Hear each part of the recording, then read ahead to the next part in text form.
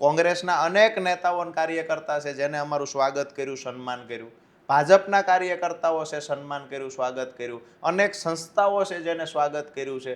અરે અનેક ધાર્મિક ગુરુઓ પણ છે, ધાર્મિક આગેવાનો છે, સ્વામિનારાયણ સંપ્રદાયના સંતો છે જેને સ્વાગત કર્યું છે, સત્તાધારથી મહંતશ્રીએ સ્વાગત કર્યું છે.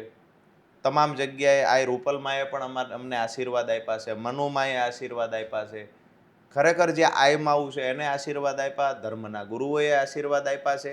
અહીંયા જ્યારે સમાપન થયું, પાળિયાદ સંચાલક ભૈલુબાપુ આશીર્વાદ, ધજાળા મહંતશ્રી રબારી સમાજના ધર્મગુરુ છે, દુધઈ ધર્મગાદી છે, કોઠારી બાપુ આવ્યા.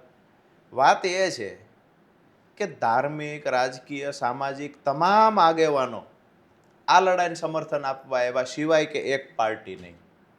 આમ આદમી પાર્ટીના કાર્યકર્તા કે નેતા આ લડાઈને સમર્થન આપવાની જગ્યાએ આ સંગઠનને તોડવાના પ્રયત્ન કેમ કર્યા, આ સવાલનો જવાબ હજુ મને નથી મળ્યો.